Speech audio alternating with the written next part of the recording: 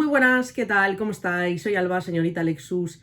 Tenía pendiente desde hace bastante tiempo hacer este vídeo acerca del mercado inflado del fútbol femenino, lo descontrolado que está en los últimos años, y fue algo que he ido retrasando desde el verano, pero bueno, nunca es tarde, supongo, porque es verdad que quería dejar este tema aquí guardado, ya que temo que vaya a ser algo recurrente en los próximos mercados, sobre todo en verano, y que la cosa vaya yendo a más, especialmente por parte de ciertos equipos. Voy a intentar explicarlo de forma muy sencilla, poniendo ejemplos, que sea breve.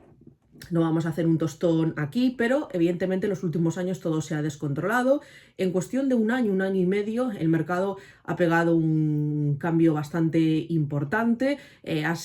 Se ha saltado por completo cualquier lógica de crecimiento que estábamos viendo, y es verdad que no todos los equipos siguen esta estela. En cuanto a traspasos, en Estados Unidos no tiene ninguna limitación, solamente tiene limitación con los sueldos, entonces eso les permite pagar en cierto modo lo que quieran por cada jugadora, y en Europa son el Chelsea, el Lyon y voy a decir el London City también, es decir, Michelle Khan contra Todd Bowley, los que implementan un poco esta ansiedad y este ritmo frenético en el último año más o menos.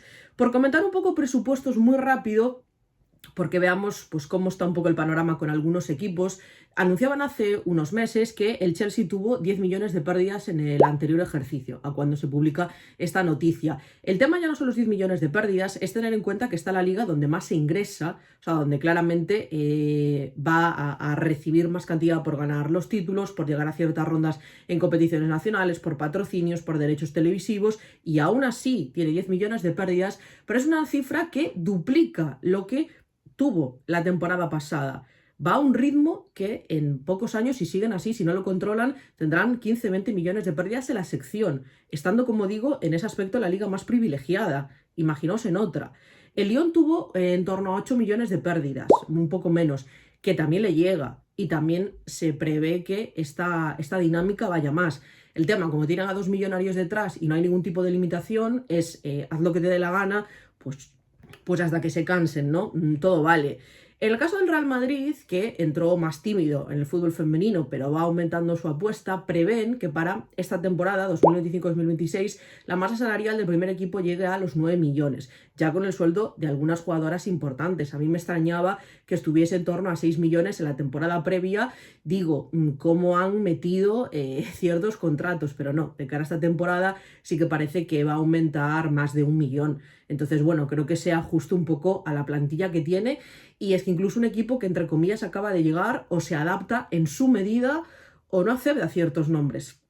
No hay otra. En el caso del Barça, creo que es importante destacar, voy a ver si tengo aquí recogido el dato, que ahora mismo tiene, bueno, la temporada pasada, esto se publicó en octubre, una cifra de negocios que superó los 20 millones de euros. Es súper positivo, siempre recalco que el Barça depende de lo que genera como club, incluso de cara a la sección, que es una pena que no puedas apoyarte también en ingresos por competición, en patrocinios de la liga, en derechos televisivos, porque podrían ser fuentes de ingresos importantes, pero apenas lo son.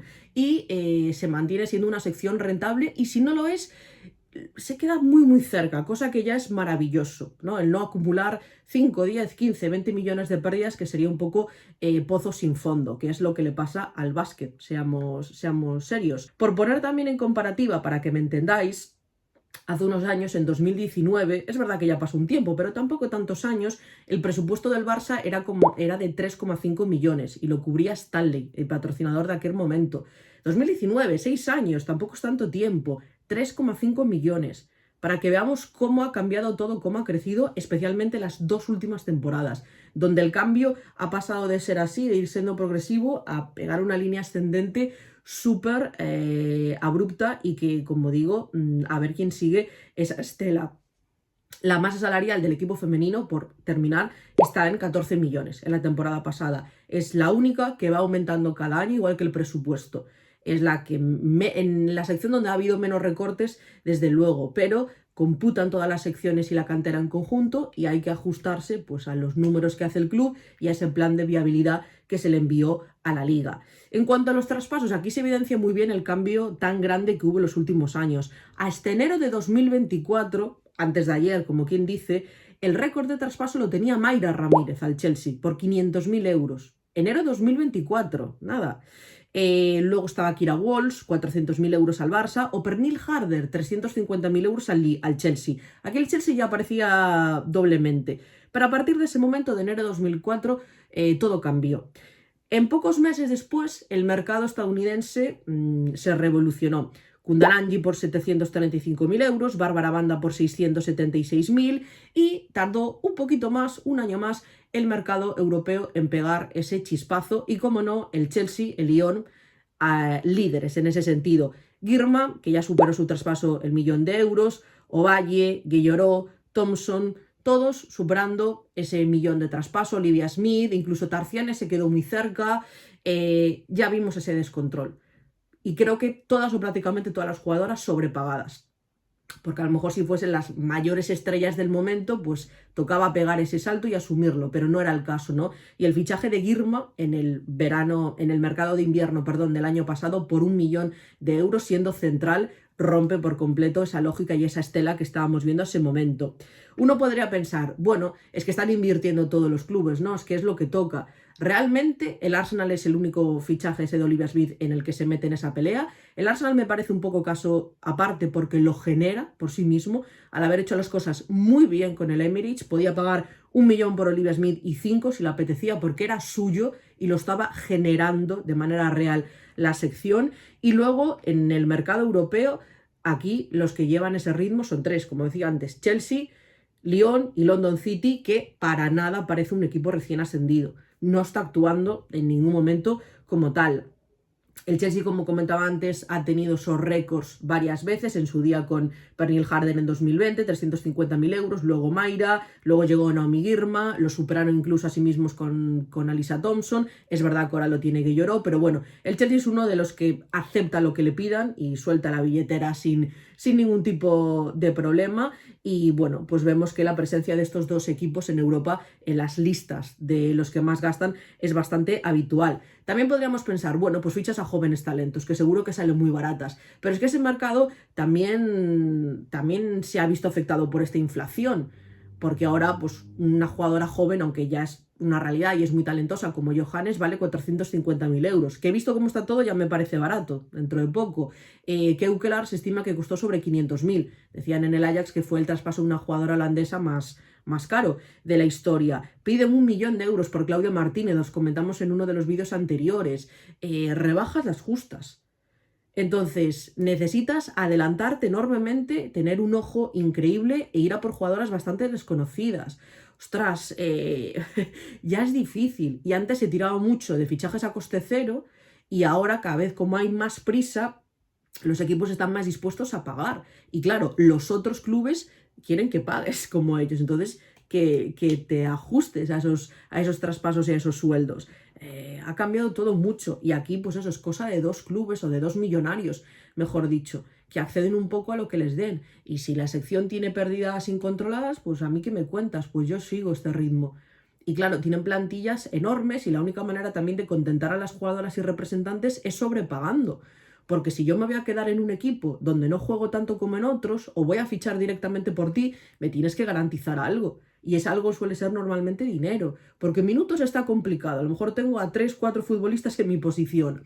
Pues que me compense económicamente. Y muchas jugadoras fichan por estos equipos sabiendo que, bueno, pues ya veremos a ver si juego. Skinner, que no soy yo muy fan de él, Mark Skinner hablaba del descontrol del mercado, de cómo no esperaba que ya se normalizasen en cierto modo traspasos de 1.000.000 de euros y decía que el United no puede seguir ese ritmo. Lo decía de sinceridad, tenemos que hacer otra cosa y me recordaba un poco al Barça. Nosotros tendremos que seguir otro ritmo en el mercado, pero esto que hace el London City no lo podemos hacer. Y como era una locura, decía literalmente que un recién ascendido pudiera permitirse ese mercado, que le sorprendía mucho. Si miramos la forma de actuar del resto, y ya no solo me refiero al Barça con las limitaciones que tiene, no están siguiendo esa estela. El Bayern, que suele ser un equipo ejemplo en cuanto a su gestión, ¿en qué pelea se está metiendo el Bayern por fichar a las mejores jugadoras del mundo? ¿Qué puja ha ganado? ¿En qué traspaso ha ido a golpe de talonario a pagar lo que pidiera el rival? Absolutamente ninguno. Y estoy mencionando al Bayern, porque alguno me dirá, Alba, no nombres equipos de segunda división o de final de tabla, que pobres, ¿qué van a hacer? No, el Bayern acaba de ganar un triplete nacional hace unos meses. Mira desde la barrera lo que están haciendo esos dos. El Manchester United lo mismo, el Barça.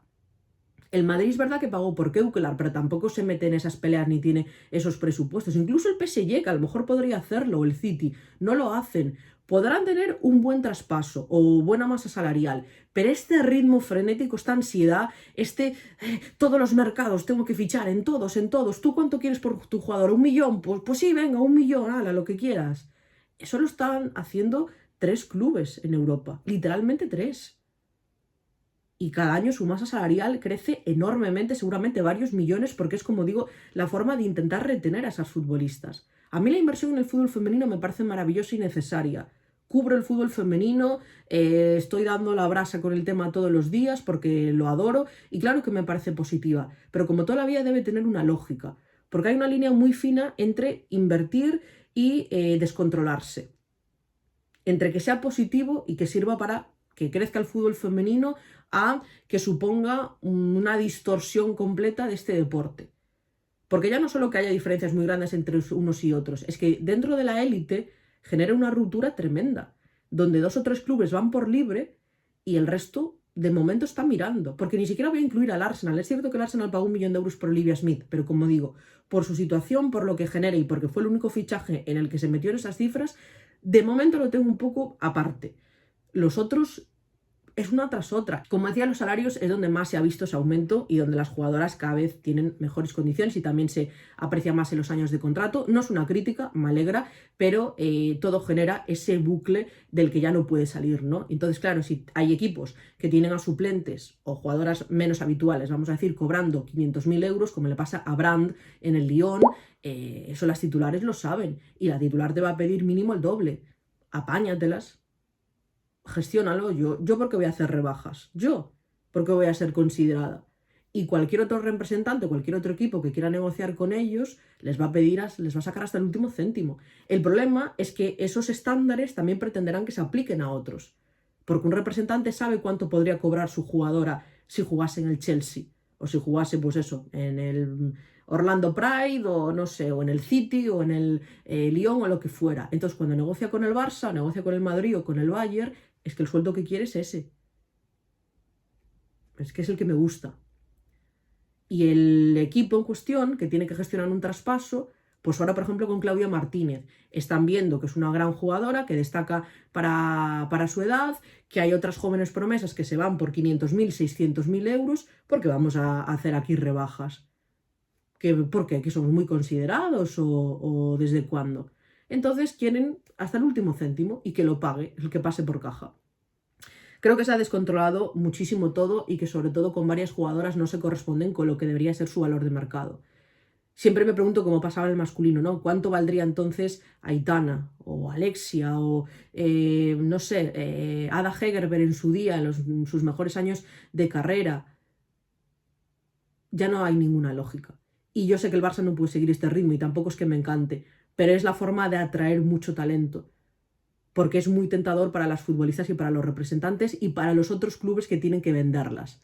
A mí me gustaría que la cosa hubiera sido más paulatina, sobre todo porque me da respeto que el bucle puede ir a más y que el año que viene hablemos de traspasos de 2 millones, de sueldos ya millonarios, de primas a agentes terroríficas, etcétera, etcétera. Y ojalá mejore la situación del club, pueda volver al Camp Nou y por favor que revise la normativa de la liga, porque ya no es no querer tener control alguno, es que no está bien tirado lo que hay. Que la liga de Tebas controla absolutamente todo, canteras, secciones, primer equipo masculino, no tiene ningún sentido. Hay que mirar un poquito más lo que hace el resto. Si no tienen en el femenino ninguna limitación en Europa, la Champions, no vayas tú a contracorriente y pongas todas las trabas, por favor. Que ya bastante descontrolado está todo y ya te cuesta seguir ese ritmo, incluso en condiciones normales, como para tener que nadar a contracorriente. Pero bueno, os quiero leer en comentarios, quiero que me digáis vuestra opinión, si también os habéis percatado del descontrol del mercado, cómo creéis que puede responder el Barça u otros equipos. Y nada, muchas gracias por el apoyo al canal y nos vemos en los próximos vídeos y directos. Chao, chao.